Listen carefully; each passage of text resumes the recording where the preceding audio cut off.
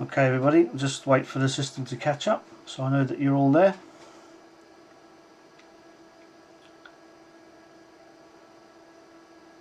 Okay, get started.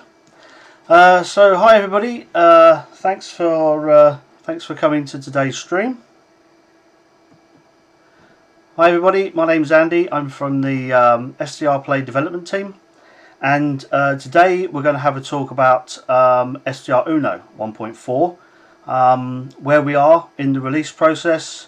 We'll talk about some of the features that are in 1.4, some of the things you may already know, of course, that have been talked about before. We did a stream last week. We did an 8-hour stream last week, which is on this channel that you can have a look at.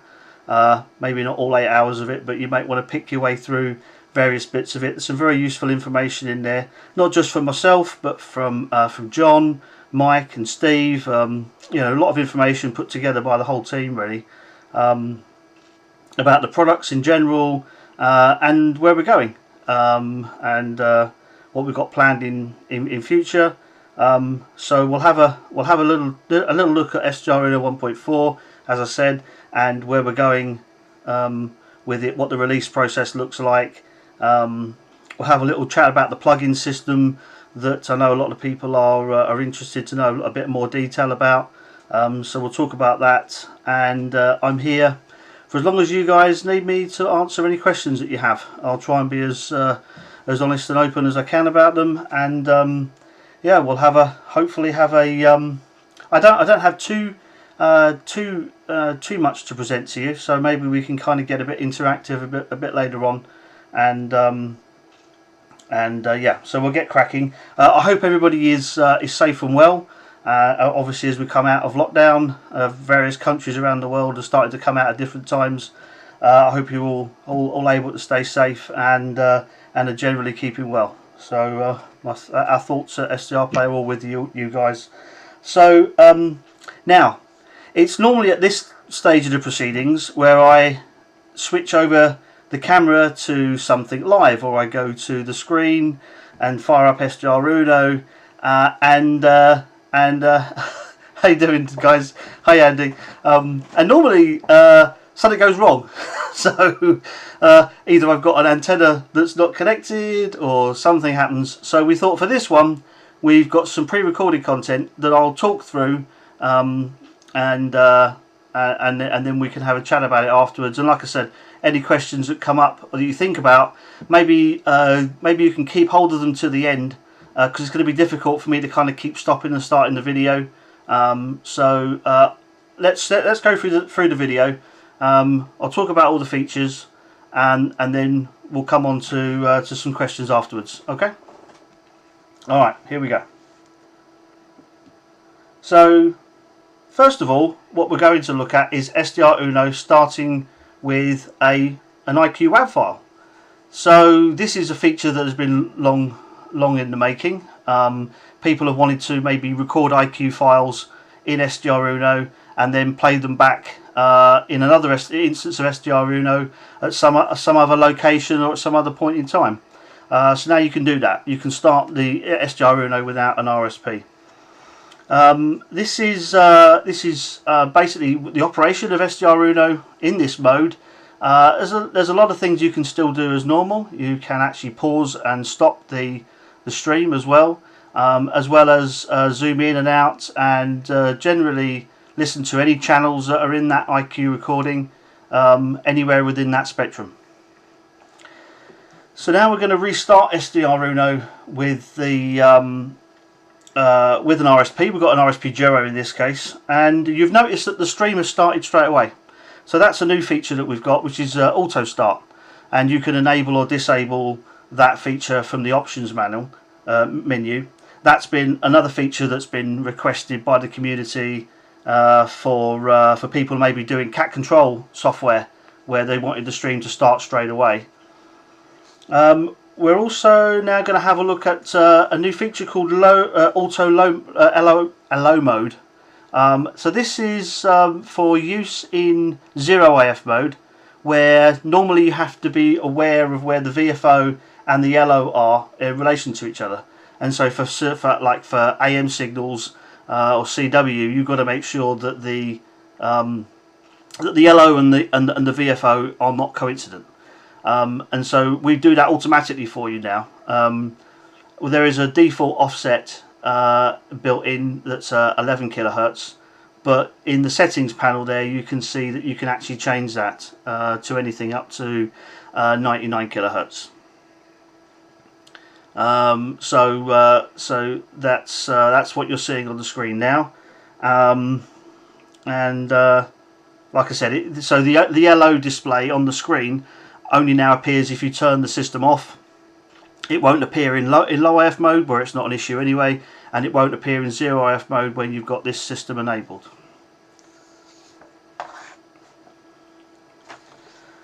Okay, now we'll have a look at. We're going to have a look at the. There's another new feature that's basically been an improvement on the way this particular feature works, which is the squelch function.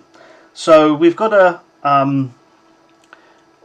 we've now got on with a button on the bottom right hand corner there, squelch threshold. There's now a threshold that actually displays on the screen, and you can see as we move the slider up and down. Let me just stop the video there.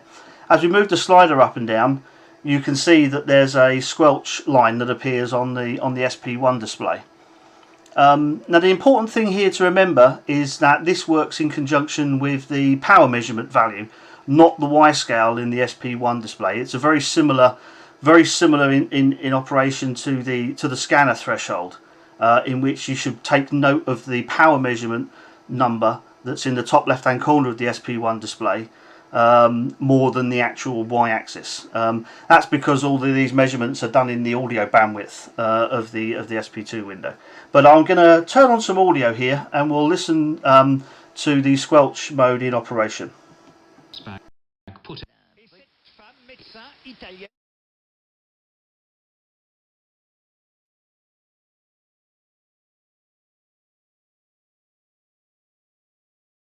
Non, si vous le souhaitez. Oui, volontiers. Oui. Maria, elle s'appelait Maria. Chapdelaine. Oui. Ah oui, alors expliquez, elle est née... c'est le nom d'un roman. Et elle est née en Italie.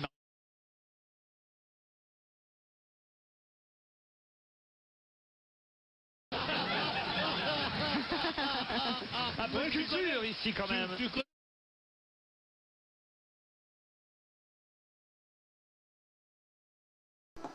Now you may not be able to see the numbers on the screen there for the power measurement and for the dBm value of the squelch. I don't know how clear it's coming through on the video, so I suggest that this is a feature that you have a play with yourselves and try and just get a feel for how this works. Just remember that there's hysteresis involved. We've got about a 3 dB hysteresis, so that if the signal that you're listening to is right on the threshold limit, the system doesn't kind of keep chattering, doesn't go off on, off on, off on, off on. So the signal needs to sort of drop below a 3 dB threshold before it actually mutes. So it's worth having a little play with, but just bear in mind it works in the. I'm just going to stop it there before we kind of go on a bit further. So just remember that it works with the power measurement value and not the Y-axis value in the SP1 display. Now we're going to have a look at the plug-in system. Henrik, they're different colours. So one's yellow, one's white. Okay, so now we'll have a look at the plug-in system. You can see that there's a new plug-in control panel that's up at the top of the screen there. I'm going to let the video carry on now, and we're going to have a look at the first plugin that we've included, which is the audio recorder. So it's quite a simple function. You've got two buttons. You've got a select folder button where you can specify where the recordings go. By default, it's in your documents folder, and then you've got the drop down to select whether you want a WAV file recording or an MP3 recording, and then you literally just press stop and start. It's as simple as that. You can see that the file size is increasing in the memory, in the audio recorder window, and the length for duration is also there. And then what we're going to do is we're going to stop this and we're going to switch to the PCM WAV format, and again start recording, you'll see that the file name changes, and you'll notice also that the file for WAV files is bigger than MP3s. That's just because WAV files is uncompressed format and an MP3 is a compressed format.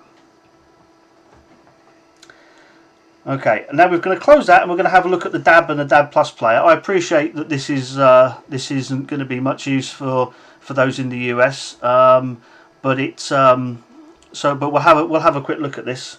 You can see that as soon as the DAB plugin has started, it's tuned to the frequency, the last frequency that was used in the drop down file list. And now it's going to lock and now start searching for channels that are on that particular multiplex, and we'll carry on. And then what I'll do is I'll let the video run with some audio, and you can just see, you'll see for yourself how this works, how the channel list populates, and how it plays.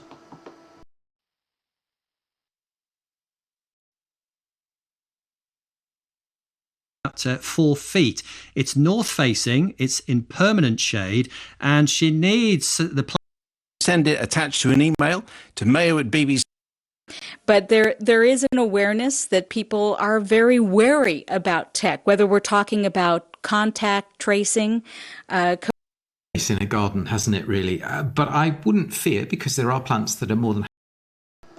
So I'll stop it right there. We've got the frequency list that's shown on the right hand side there.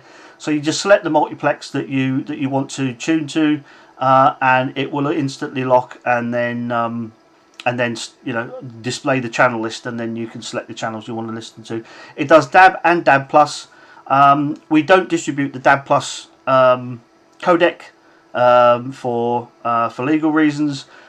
If you don't have the codec on your machine and you go to a DAB Plus channel, they will all be grayed out, and you will get a notification in the plugin window that you don't have a DAB Plus codec, and it will point you to where you can go and download it and install it if it is appropriate for your region. Obviously, we don't know what region you're in, so it's difficult. That's why we can't distribute the codec. But that's how you get up and running on DAB Plus, and hopefully that's quite a straightforward process. Literally, once you've got the plugin installed, once you've got the codec installed, then you need to just close the DAB plugin, restart the DAB plugin. You can leave SDR Uno still running, because remember, SDR Uno and the plugins are completely independent. Even though they communicate with each other, they are completely independent. Okay, so we'll carry on. Now, one thing you'll notice is that when the DAB plugin closes, so to enable the DAB mode, SDR Uno does a couple of things. It disables the auto LO mode, and it also disables the IF-AGC control. So if you've used either of those functions before you've opened up the DAB player, then you need to re-enable those again. They aren't automatically re-enabled for you. So I advise you to re-enable them, so that you kind of get back to where you were before you started. So I just want to stop before we kind of go on and look at the next feature. Just a word on the plugins. You're probably looking at them going, I wish the DAB plugin had this, and I wish the audio recorder had this. Remember, these are just the start. So we have to balance. We'll come on and talk about the plugins later, but we have to balance the resources between developing plugins and developing SDR Uno. And so we've done the plugins to show how the system works, and I'll talk about that a little bit later. But it's that's why they're kind of simple and effective, and we do have some ideas of how to develop them down the line, but we'll come on and talk about that after the video presentation. Okay, so now we're going to have a look at the SP2 panel, and we've added 2 extra levels of zoom to the SP2 panel. You'll notice that as we zoom in here, you'll notice that the display the update slows down. And that's because the FFT now is so huge that the buffers are now taking a lot longer to empty, and and so the processing time has just gone up. If I can stop that there, I don't know if you can see that, but that span is 100 hertz, and so you've now got a resolution bandwidth of less than 0.1 hertz. So hopefully that will be good for medium wave AMDXs. And again, this is another feature that was requested by the community. We try and get as many of these requests in as possible. I know things don't always happen as quick enough as they should, but we do log the requests, and if we can get them in and we understand how to do them, then we obviously do that for you. Okay, so now we're going to zoom back out of the SP2 panel, and we're going to have go over to the diversity control. So we've got an RSP Duo connected here. We've got two signals going into each of the a signal into each of the tuners. We've opened up the diversity control panel, and by default, you can see that SDRuno, the diversity controller, is now optimizing the SNR. So it runs in automatic mode, and it's now optimizing the SNR between the two signals. You can disable the automatic mode, and now you're in manual mode, where you can move the line around and adjust the phase and the amplitude at the same time. But for better control, you can now lock the phase and the amplitude controls independently, and so it's much now easier to adjust the phase by locking the amplitude. And then when you've got the phase right, you can then switch the locks over, lock the phase, adjust it, and allow the amplitude to adjust. So that's really all the video that we had to show all the major functions. What we'll do now is we'll have a little chat about. In fact, let me just catch up with some questions just briefly, if I can. Yeah, so I don't know how far back we can go in the chat there. Oh, so, okay. Waiting on updates for DAB Plus scan function and signal strength, maybe modulations graphic. Yeah, Catlin, these are all things that we've discussed, and I think in the next version of the plugin you'll certainly see a scan function. And obviously we've talked about other features, but again, this is the balance that I was talking about. We could spend all our effort on doing the best DAB Plus plugin there is, but then SDRuno wouldn't move forward. So it's getting the balance between plugins that show the capability of the plugin system. Hopefully what they do is that they can inspire other people to say, that's a good idea, maybe I could do a plugin for X. And later on, so beginning of next week, as the week goes on next week, we've got a holiday on Monday, but what are holidays at the moment, who knows. But we'll be producing some documentation on some more documentation on the plugin system. We've got a template plugin that we'll give the source code for. It'll all be based around Visual Studio, which is a free download from Microsoft.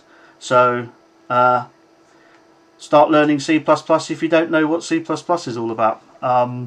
But I'm sure there'll be a mixture of people, right? So there's going to be people who have some great ideas for plugins. There'll be some people who have some great ideas for plugins and can code a bit, and then there's going to be some coders who won't really be they're not really be radio experts, and so they won't really be able to know what a good plugin would be.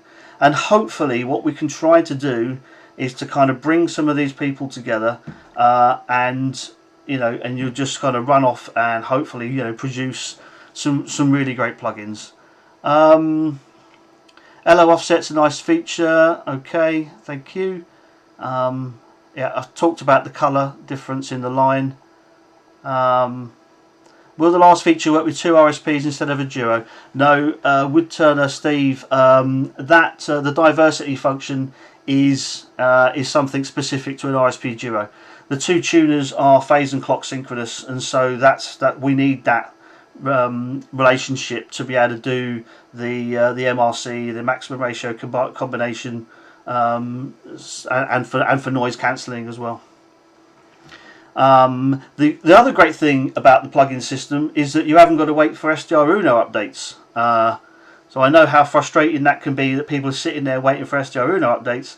Well, if it doesn't do something you want it to do, now's a great time to do a plugin to sort of speed that along.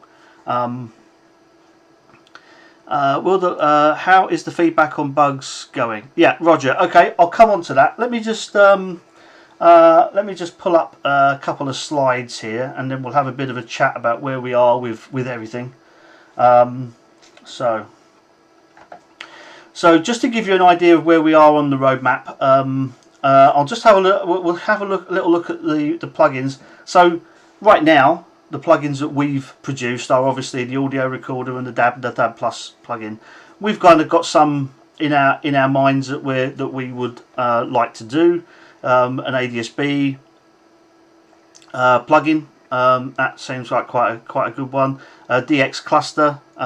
So what we haven't shown you in either of the two plugins what we haven't shown you is that you can annotate the SP1 display. I've shown that before on a stream, but you can actually annotate on the SP1 display, so you can have call signs or station names or stuff like that. So a DX cluster plugin sounds like a good one, and MPX output, we've already made some good start on that. So taking the MPX output out of SDR Uno into RDS Spy. Now that's a great example of a plugin that doesn't really need a panel or window. It literally can just take the output from Uno, put it into another application, and then you've got a great interface. Maybe some of the applications that rely on VAC or virtual audio cable right now, maybe the way forward here is to have either interfaces or even decoders themselves that are plugins, and sort of we just really make that interface a lot easier. And we're also going to be doing a direction finding app, a plugin I should say, sorry, that works with the RSP Duo. And so that will so these really are the ones that we're going to be having a look at, and we're very interested to see which ones the community can come up with. I see the chats going up there. Let me just catch up to see if there's any plans for making a DX compatible RPi image. Eric, I've got some great news for you in a few minutes. We'll talk about that. I apologise for my English. Interesting, a plugin to recognise the type of signal. Sounds like a great plugin, Creo. I think that was just released a day ago. Yeah, Glenn, we'll have a chat about that. Yeah. ADSB plugin replaced Dump 1090 that works with the... Yes, so really what we're talking about doing is taking the Dump 1090 that already works with our API. You can get that from the downloads page. So what we're talking about doing is taking that and effectively integrating that into a plugin so that you won't have to run it as a separate application anymore. You'd literally open up SDR Uno, open up the ADSB plugin, and it essentially would run Dump 1090 for you, but display it in a window that doesn't always disappear on you. The way that Dump 1090 runs in a command prompt at the moment on Windows isn't ideal, so I think we can maybe present that in a kind of a nice window, and present the options in maybe a human readable format, so that you don't have to be a wizard to understand what all the different options do. So I think that's where we're coming from on that. Eric, yeah, I mean, there's a lot of people talking about the there is an image, Eric. I can give you all the details for that, and there's a little update to that as well that we'll talk about in a minute. MPX output to RDS Spy plugin, yep. So that's coming. Ismo, yeah, that's coming. Would be interested to combine ADSB with the airband. Well, what you can do, Kathleen, is then you can have SDR Uno with a plugin on one tuner on a Duo, and then you can have the airband scanning on the second tuner. Sounds like one application, SDR Uno, one plugin, couple of great features there. That sounds like that's kind of where we were. What we were thinking about when we were discussing which plugins to do. things are getting interesting. We'd love to see C4 FM. I think you know, I'm sure there's going to be a huge number of plugins that people can think of, and hopefully we can create an environment where we can, you know, marry up people who've got the coding skills to people who've got the ideas and can test, and you know, and put these two groups together, and hopefully the magic will happen. Okay, so that's kind of where we are on plugins. Make sure I go the right way on this thing. So where are we? Back to here. So we have been talking to some other developers about plugins, and that's been very positive.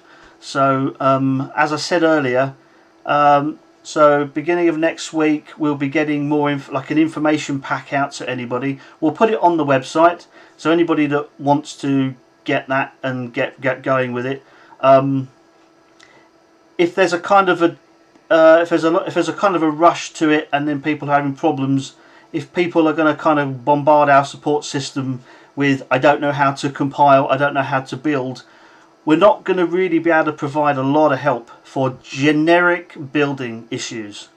If you've got a specific issue to the way the plugin works, or you can't use the plugin to do something that it should be, that's one thing. But we can't provide, we can't sort of help people understand Visual Studio. It's not really, you know, we're a very small team, and it's not really something that we are going to be able to be. You know, hopefully, you know, there's a lot of groups. We've got the Facebook group, we've got the forums. There's a number of forums around for RSP, you know, users. Hopefully, maybe on some of those platforms, a group of people can come together and help the rest. So those that are code savvy can help the ones that are kind of just learning and feeling their way through. But we're not the best people to give you generic coding advice. Okay, for the scanner, would a plugin be possible to scan only talk groups for trunk systems or TMR systems? Hey, it's a plugin. You can get it to do whatever you want. I can code C++ and no radio. There are a number of plugins I'm interested in coding, like HD radio. Sounds great, Eric. Absolutely great. Can you provide a real-world example of the rationale for an LO offset variation? The reason for having variable LO offset is to ensure that the LO does not sit within the modulation bandwidth of the signal. So depending on what the signal's looking like that you're interested in, you may want to move that offset further away to get outside of the modulation of the signal. But by default, we kind of picked a default that we thought was sensible. 11 kilohertz seems like a sensible starting point, but you can vary that if you need to. I assume since you have a DAB decoder that the plugin can get to the IQ stream. Absolutely, Eric. You can get to the input IQ stream. You can get to the demodulated output IQ stream. You can put stream back into SDR Uno. I think probably what we'll do, if anybody, I don't know how many people will be interested. Maybe it's going to be a kind of a Zoom thing. I don't want to offend anybody, but maybe a slightly different format to this is that if we can get some developers together, that if there's enough interest, we could maybe do a stream where we just literally talk about the plugin system, and I can go through, you know, not a very long one, but just the kind of the basics of how maybe the template works. So, or maybe I could do a video, something along those lines. But we'll do something to help kind of kickstart this this off, so you're not stuck. You can actually get going. I think once you see the template, probably what will happen is, you know, things will fall into place for you, and then you'll. But like I said, well, maybe if there's enough interest, we could maybe do something a bit like that. Okay, a plugin forum would be fantastic. I agree, Steve. That sounds like a good idea to me. Will there be at some point native OS X version of Uno? Yeah, so I'll come on and talk about that in just a second. It is on the screen. Where are we? 1.4 stable? No, and I'll talk about that in a second. C4 FM decoder for DSD, so it's possible. Sounds great, Eric. Is there any consideration for a plugin that would enable distributed direction finding capability? Well, we're talking about doing a direction finding plugin. I don't know what's involved in a distributed direction. You probably mean like taking data from lots of different places and then maybe I don't know. I don't know what you really mean by that. Maybe, but basically anything that you need IQ data for, you can take that into the plugin, and what you do with that is entirely up to you. Is there any we've got that one. A VST wrapper plugin able to pass the audio signal through compressor EQ plugins. Yep, sounds good. Group sourcing, users, relative reception. Okay. The video will be good after the plugin API is released. I'd be interested. Okay, Eric. Highly possible that Uno restarts on the last use frequency. When you leave Uno in VHF, it displays a HF frequency. Okay, so I'm not sure which version you're talking about, Alps, but there was a bug in 1.3.3 where if you've been using the band buttons, even if you came out of the band and then to another frequency, when you closed Uno and came back in again, it would start back up on that other frequency, not on the one that you exited Uno with. So if that's the issue you're talking about, that will have been fixed. If it's something you've seen in 1.4, then obviously you can report that to us. More shortcuts in Uno so we control it with USB controllers like Shuttle Pro and have a lot of buttons to assign to. Yeah, I'm probably going to try and drag Mike into some of that. Mike Ladd's our... he does a lot of controller stuff. He's very interested in controllers, so we can maybe, that's a conversation that we can have if that helps. Hi, Alps. RSP. No, so there won't be a Raspberry Pi version of Uno, and that's because of the libraries that it uses. Future video tutorials, a magnified focus viewpoint versus standard screen capture would improve fidelity. Oh, what you mean zooming in on the SDR Uno image? Yeah, yeah. I just I'm not a whiz when it comes to this stuff, so literally I just kind of put it up on the screen as best I can. So the best thing really is for you to kind of, you know, get your hands on the software and for you to have a play with it. But yeah, I appreciate that. I appreciate that not everything may be visible on the screen when we're doing these things. I'll ask Mike, because I know Mike's good at the old Bandicam zooming and stuff. So maybe that's something we can have a look at for another stream. Okay, let's get back to the slides. So we talked about plugins, and hopefully that will all be pretty clear. And that's, like I say, more information to come next week. Let's talk about 1.4. So 1.4, we've done this slightly differently to what we've done before. Every release we've done before now has been a kind of a final release. We wanted to get 1.4 out into the hands of you guys, and so this seemed to be the best way to do that. We've had a lot of feedback on 1.4 release candidate 1, so that's generated a lot of work for me. Thank you very much. So over the next few days I'll be working my way through that feedback, and one of the reasons why we did it this way is that there's been a big architectural change in Uno 1.4 to accommodate the plugin system, and so a lot of things that were stable in 1.3.3, even though we haven't really touched them in 1.4, may have been affected by that architectural change. And so there's, you know, we've got the matrix now is getting quite big for testing. So, you know, we've got RSP1, 1A, 2, 2 Pro, we've got the Duo and the DX, so that's a big matrix of hardware. Plus the software can work in all sorts of different ways: HDR mode, diversity, master slave mode, and so trying to cover all of those areas is such a big task now. This just may be the way.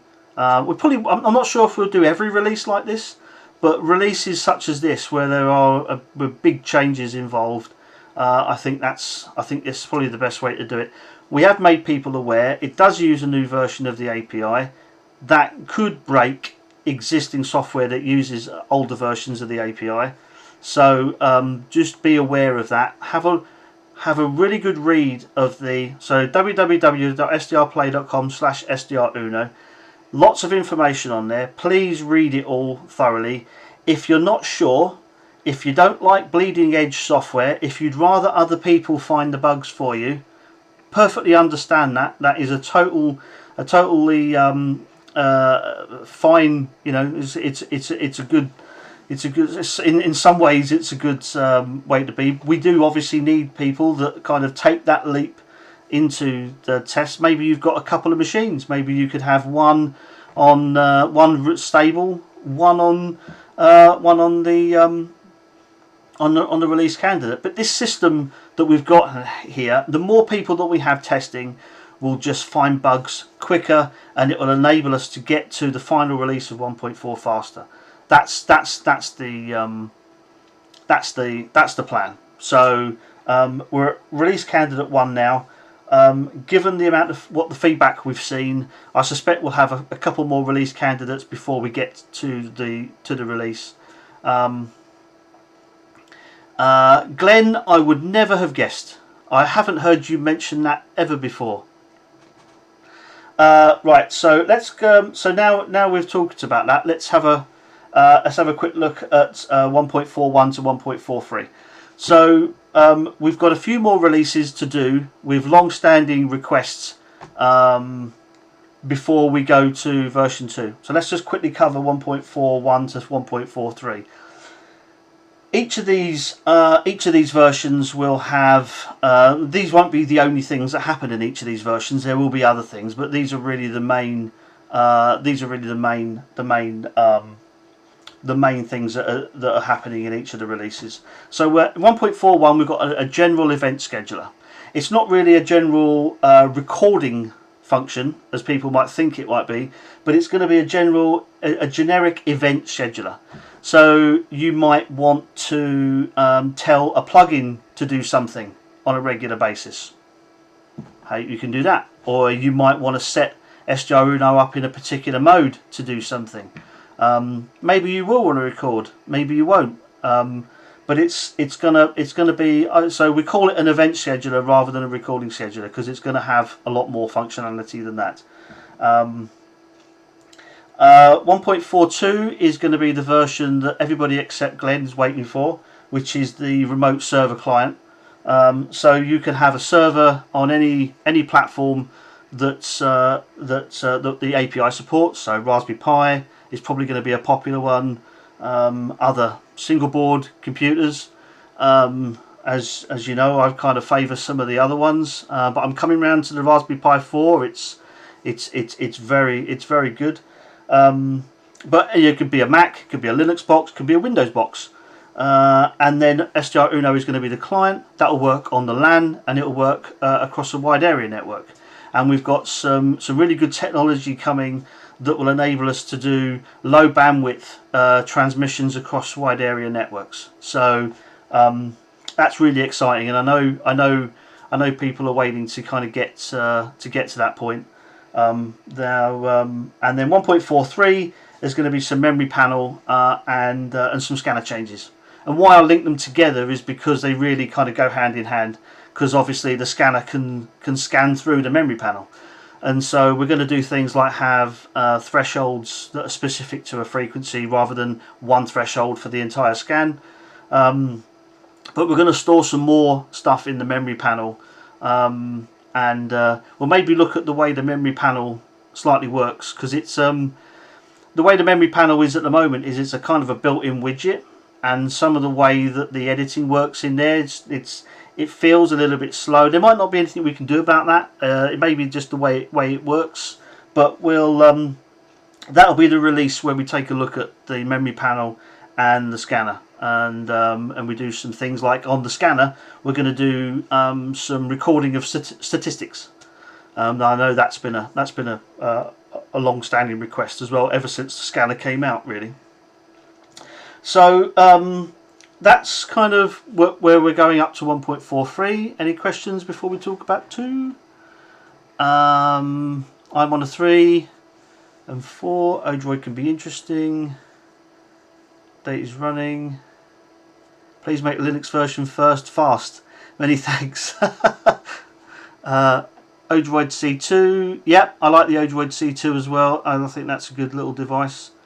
SDR Uno as a client, will it start without the hardware? Henrik, I don't know if you maybe missed the beginning of the stream, but if you watch the video back once the stream's finished, you'll see that in the video that we showed, you can start SDR Uno now with just the WAV file.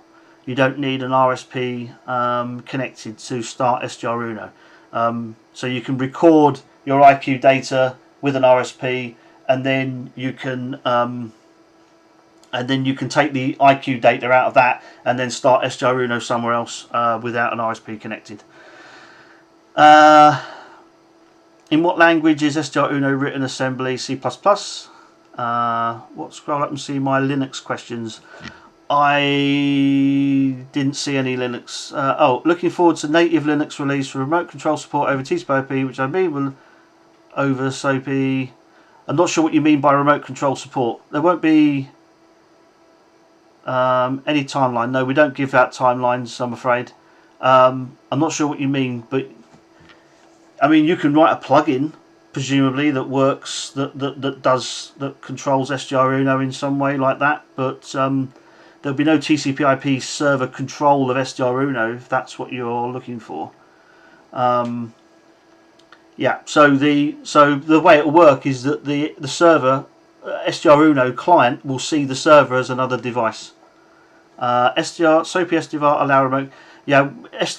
So SOAP SDR is not part of SDR Uno, and it's that's a separate development, and we won't be using SOAP SDR for SDR Uno. I have a big book with C++. I wish I knew how to program so I could create plugins for the community. There's never a time. It's never too late to start learning. If you've got a book of C++, with the template that you get, who knows? With a few friends that you might have on various forums, you can probably create something very good. I don't doubt that at all. Direction finding SDR Uno. Yeah. So again, we did show that. We did show the plugin list. And one of the things that we are going to be doing is a direction finding plugin for SDR Uno with an RSP Duo. Avinash, yeah, I think I covered that. This about decoding PMR.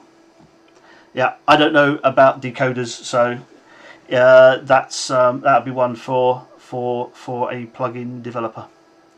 Okay, so once we've got to 1.43, then the next stage is we go to version 2.0, which is going to be Mac OS and Linux x86, and obviously Windows x86. And there's going to be that'll involve quite a number of changes. Obviously, things like OmniRig, rig control is Windows only, so we'll probably have to use something like Hamlib for rig control. There's going to be a number of things that are going to have to happen to support that. Things like controllers, the teammate controllers. I don't know of a non-Windows library for that. So there's going to be a lot of things that we need to consider to do that. We have in each version of SDR Uno, we do try to make it that bit more easier to build for other operating systems. Changing to the ini file was a big step for that, and removing the need for the registry. And it will. We don't quite know what the GUI will look like yet, but it'll need a new widget. We're going to use a new widget set. So the GUI will look will look different. We just don't know exactly how that will differ. But I know one of the things that everybody's probably going to want is the ability to lock windows together, so that you can either group windows or lock them all together in one window, so that you can just move them around at once. Some people like the fact that you've got the multiple panels that you can put on different monitors. Some people seem to have multiple monitors these days, so you can sort of arrange the panels on different monitors as you wish. So we'll have the ability, hopefully, to do both. Will it be possible to receive D-Star DMR? Very important. So the way the plugin system is that the IQ data will come from SDR Uno into the plugin system. Whatever the plugin developer does with that data is entirely, you're going to get IQ data anywhere from 1 kilohertz to 2 gigahertz. What the plugin does with that data is entirely up to whoever does the plugin.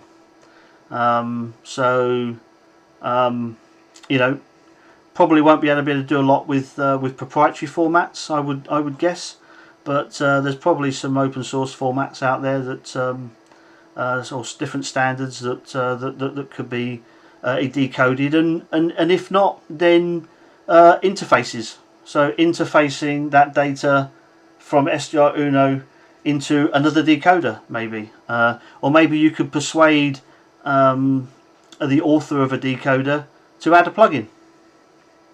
Just a thought, but there's all sorts of different ideas of how plugins can be developed. But like I said, we have to balance up the ones that we're doing. I don't think we'll do many more, if at all, than the ones that we listed, because we have to balance the effort required to develop the plugins, which isn't for free. It doesn't come for free. That's developing that DAB plugin and the audio recorder. It costs real money. It takes time away from SDR Uno, but we obviously want to show what the plugin system can do, so there has a benefit there for us to do that. So decoding all sorts of different standards will be possible, including D-Star and DMR, if people write the plugins for them. So hopefully, I would suggest keep an eye on the forums. And next week we'll put the plugin information out. Maybe on one of the, maybe on either the groups.io or maybe the SDRplayusers.net forum. Maybe there could be an area for plugins that might be a possibility to start a discussion. If people are struggling, other people might be racing ahead, and maybe to help out some other people. So yeah, adding Vox to the audio recorder would be useful. I mean, another possibility is that we, via the plugin system, SDR Uno could tell the audio recorder plugin, for example, it could tell it when there's a signal there and when there's not a signal there, and so the audio recorder could just sit there and wait. And then when it gets an event from SDR Uno to say that there's a signal there, then the audio recorder could start. I appreciate your time and effort. Thanks, Glenn. That's very much appreciated. Thank you. Why don't you just implement a Vox function in the generic scheduler so it can serve every plugin? Yeah. So yeah, exactly, Olivia. Yes, that's exactly right. So SDR Uno knows when there's a signal there and when there's not a signal there, so it can generate an event to say signal, no signal. The radio. Marcus, your message got removed before I could read it. Yeah, it's essentially it becomes a squelch record function, but that's so yeah. So, and I don't know if there's I don't really have any other material. That's pretty much it. Hopefully that's given you a good idea of what 1.4 release candidate is about. Oh, Raspberry Pi. Well done, John. Thank you. So, yesterday I think we released the Raspberry Pi image 0.7 In fact, we did 2 releases. So we did a release for a 0.7 image to support the RSP-DX and the RSP-Duo, and one of my colleagues has had the RSP-Duo running, both Dump 1090 running, and SDRuno and Cubic SDR running on a Raspberry Pi on an RSP-Duo, and so that's that's a big thumbs up for that. So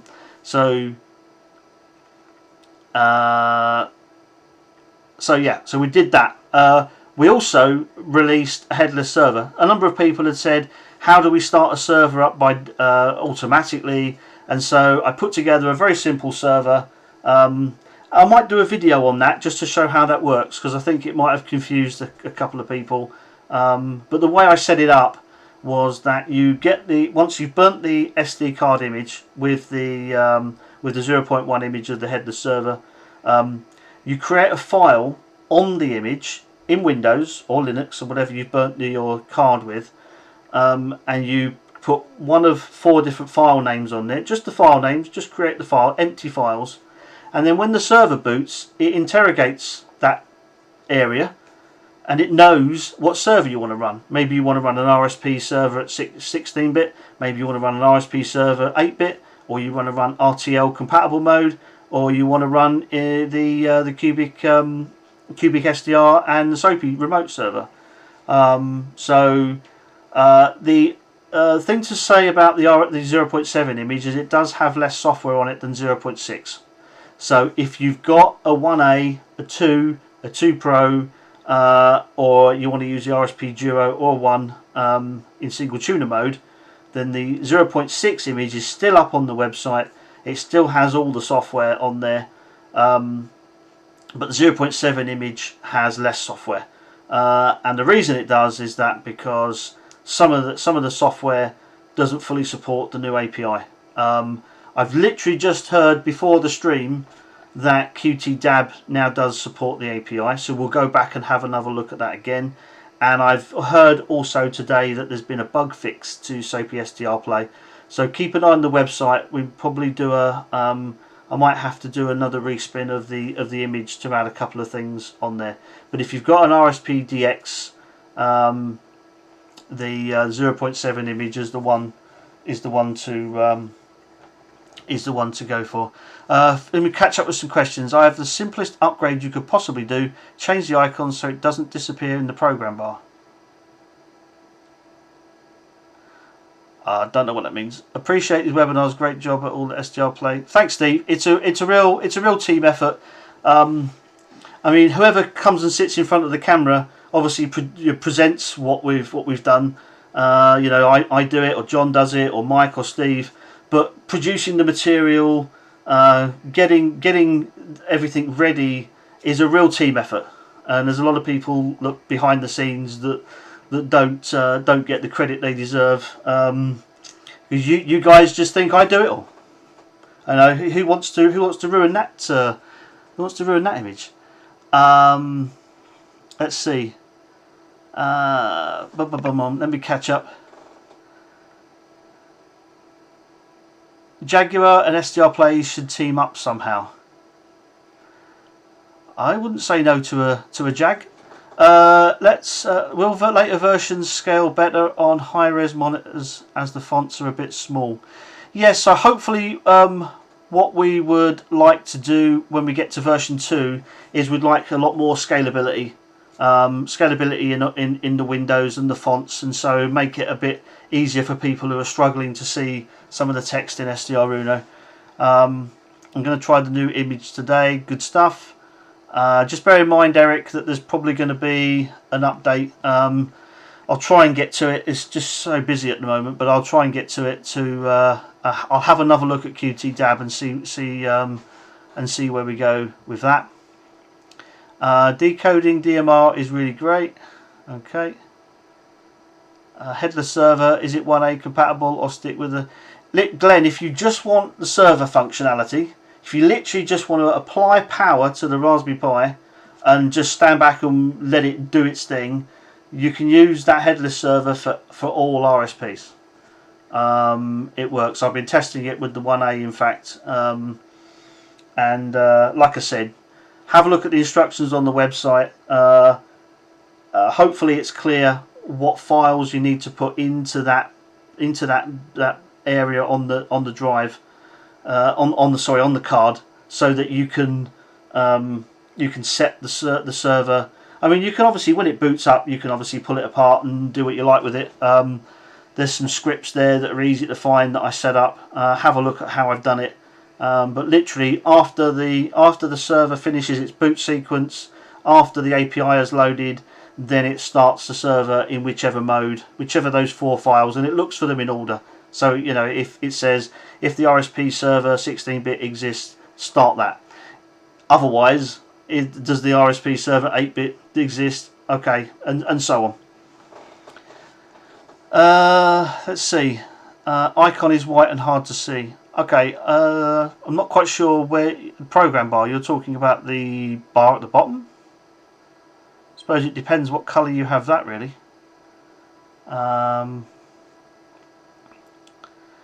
Icon is white and hard to see. Okay, sorry. Thanks for the answer.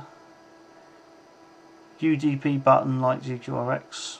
Don't know what that means. I don't know what UDP is, but I don't know what you mean. You mean streaming UDP? I mean, you could do a plugin to stream UDP. Do a UDP plugin. I've already mentioned that to a couple of people about a plugin that will take IQ data and stream it across UDP.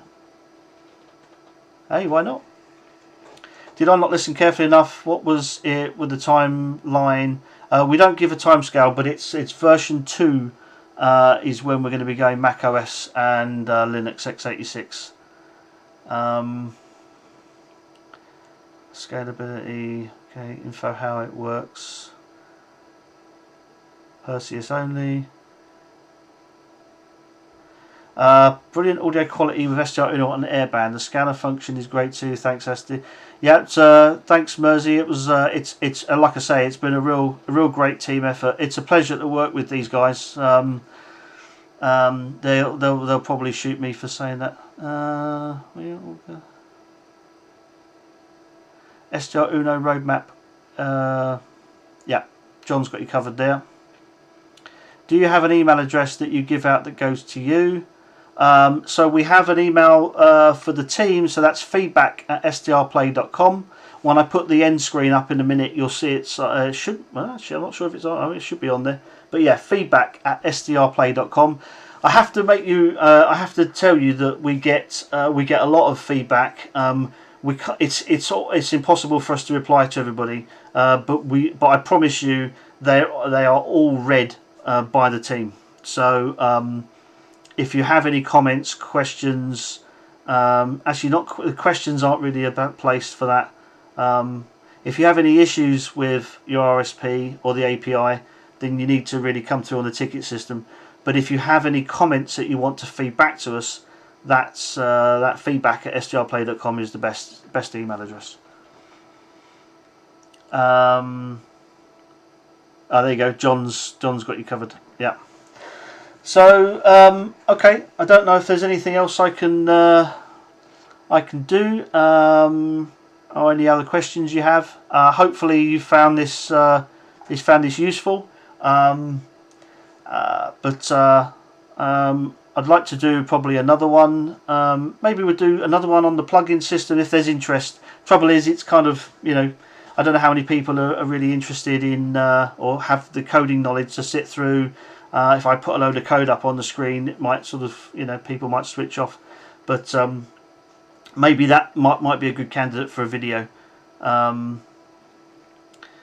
You like Lego? That's nice to see when one. Yeah, you probably can't see me. You can't see behind me, but there's one that's half built. Oh, I don't know if you can see what that is there, but there's a Death Star that's half built behind me. So yeah, don't get a lot of time for them, but I do. It's a nice way to sort of switch off and relax. Yeah, Ismail, it's a pleasure, and like I say, it's a great team effort. It's not just it's a real great team of people, and it all just works, which is really nice. Okay, Big kid at heart. Yeah, you can probably see there's a few I collect mugs as well. I got a few there. So I don't know. Maybe I should have a green screen behind me, and I should do what John does and be a bit more professional. I'm new here. Is it possible to use SDRplay down converters with SDR Uno software, scale the frequency down to Mansfield? Yeah, so you can use down converters. Oh, Henrik says don't. I don't know if you mean don't on the green screen or don't on the down converter, but you can use down converters and you can block convert down from a higher frequency. I know that I mean, obviously some of the satellite systems, that's how they work. So they down convert to somewhere in the VHF range, I believe. So oh, the grey screen, yeah. I kind of like it. I don't know. Some people might not like it, seeing all my junk in the background. If you don't want to offend me, you'll have to build an Enterprise. Oh, yeah, Star Trek. I don't know if they do Star Trek, do they? Good afternoon. Okay. Import-export function of the workspaces would be a great idea. Just actually a very interesting point about workspaces is that people do get them confused and they think that they are the workspace. When we talk about saving the workspace, it literally is saving the positions of the windows. It's got nothing to do with saving the content of any of them. So things like the frequency or the filter settings and all that kind of stuff, none of that is actually what a workspace is. And you have to bear in mind that the idea of workspaces wasn't something that we came up with. It was something that we inherited with the software. But it is a very important point to remember that the workspaces are literally just where the windows are physically located on the screen. That's all it is. And you can have up to 10 of them. And an import-export function. I think we have talked about doing... what we have talked about doing in one of the updates is like a backup and restore function of the ini file. So I think still people are getting when you got a working ini file, it's probably a good idea to keep a copy of it. We've seen people that kind of they get it set up as they want. They then start poking around. What does this do? What does that do? And they then get to a situation where they've lost their spectrum on the screen. They maybe have set the audio output and they can't now hear anything. And so the only option they have is to do an ini file reset, which means they lose everything. So they lose their workspace locations, and that's something I think we'll look at. Is I'm pretty sure we've said that in the roadmap as well. A kind of a backup and restore function on the ini file. The import-export function is a kind of an extension of that, I guess. So that sounds like a good idea. That one. Keep the junk. Yeah, I don't know if everybody would agree. I've certainly got a lot of junk. Sounds like you need a history function. It's Dexter. There's we've been talking about history quite a bit. There's a number of functions in Uno that really could do with history. The function that we talked about before. So when you go into the DAB plugin, when you come back, Uno doesn't know. Uno doesn't know what's happened with things like the auto LO and the auto LO and the IFAGC. So it doesn't have history. It doesn't have a way currently. Although we could, we could probably. I don't like putting in engineering sort of fixes for one specific thing, but what we need to do is we need to build in history in SDR Uno so that you can go back to a previous state or back to a previous setting. That's quite a job. That is to do that properly is quite a job, but it's something we have talked about. But we'll see how that goes. Would you consider taking out the areas for scan from the config into a separate file? Not sure what you mean, Henrik. So there's areas, taking out the areas. Do you mean the areas of the scanner that can't be used? So all we do is we don't allow certain frequencies to be scanned. Yeah, because of this, they're scanning the cellular bands, and in certain countries that's not allowed. So that's why we do that.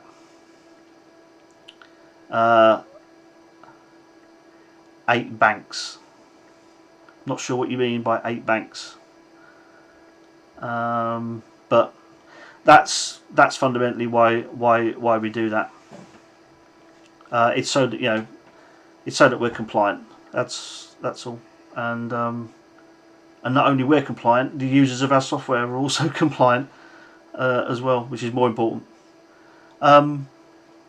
Okay, Henrik, we'll have a look. But the problem with making something like that into a config file is that people then just delete the config file, and then you don't, and then you can scan the banks. It's so I'm not. I think I know what you're saying, but I'm not sure it really is the solution. But anyway, happy to have a look. Okay, I think I've waffled on for quite a long enough. I thought this was only going to be a half an hour stream, but I seem to have waffled on for over an hour. I really like these times when we can actually, and I think the rest of the team do. It's a great opportunity for us to explain how some of this, some of the hardware works, some of the software works. Sometimes people can get misunderstandings and misdirections sometimes on people that have had different experiences.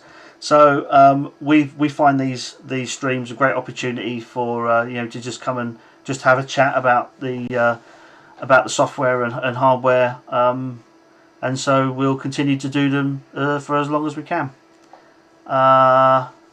Windows 10 machine occasionally hangs. Any advice? You're a great waffler. You're not the first one to say that, Eric. That's for sure. Occasionally it hangs. You'd need to come through on the support system with some. If you can show a video of the sequence, that really is the best way. Then we can actually see exactly what's going on. Or if you've got a log file, or some screen grabs, or some information. And really, what's the most important when people report these things to us, please state the steps you took to get to that thing, and is it repeatable? These are the things that are really, so like random crashes are so difficult to actually debug. So if you can say, look, I started on this band, I pressed this button, it crashes. That's perfect. Well, it's not perfect, but it's perfect for me, because it means that I can then just follow the sequence in the code and find out where the problem is. So yeah, if you do report issues like that, please provide as much information as you can, screenshots, video, and really important, a repeatable. Do it for yourself. Can I repeat this? Is it repeatable? A repeatable bug is the best one, because we'll find it like that and we'll fix it straight away. Whole team is great about getting in touch with the users. Thank you, Carl. Much appreciated. The whole team, we like doing these things and we like to communicate with the team. It's a real shame that we're not doing the shows this year. We had a lot of great stuff to show people. We were really looking forward to Dayton and Newark and Friedrichshafen and all the others that we do. We were really looking forward to those. But hopefully we can get back out on the road next year.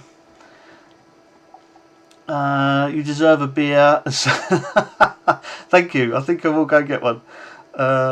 Is the High Z Ants 1 and 2 working together in SDR Uno? Not sure what you mean, Arctic, but they all working together. If you mean, are you talking about the ISP Duo? Because the ISP Duo, the High Z port and the Tuner 1 port, Tuner 1 port, they go to the same tuner, and then the Tuner 2 port has its own SMA connector. So I don't know if that's what you meant. Dad Plus plugin needs an improvement. Thanks, I'll tell the guy that worked very hard on it. I'm sure he'll be very pleased to know that. Thanks for a very friendly exchange. Cheers from France. Good to see everybody. Okay, thanks. Sorry, SDR Duo. Yeah, so like I said, the high Z port and the antenna 1 go to one tuner, and the antenna 2 goes to the second tuner. So I hope that's your question. Don't get out. I will never get out where you are. Henrik, I don't know where you're based, so maybe there's a Hamfest near you. So maybe one of our representatives or one of us can actually get to wherever you guys are. It would be nice to do that. Go, Mark. I don't know if there's any fests out there, but who knows? Maybe we need to talk to Dennis at Bonito. I think he may go out that way.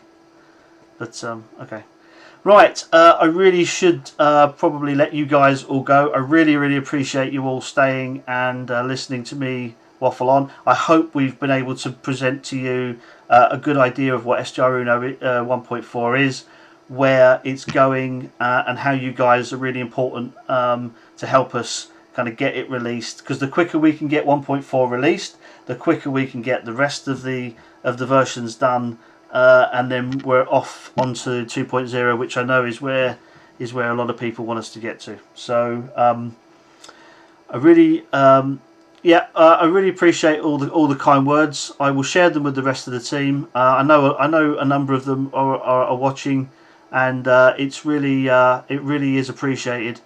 Is there any way to get SDR Sharp to work with an ISP-DX? I don't know. You'll need to Google that. I'm not. You don't know. I don't know. Maybe via the TCP server, or maybe via the. I don't know. Don't know, Billy. I'm afraid you'll need to Google that one. I'm afraid. Looking forward to the play. Yeah. Okay, Eric. Work on that, and next couple of days, keep an eye on the website. I'm just being told there is. Billy, so yeah, have a Google round and I'm sure you'll find something. Okay, right guys, I will head on out.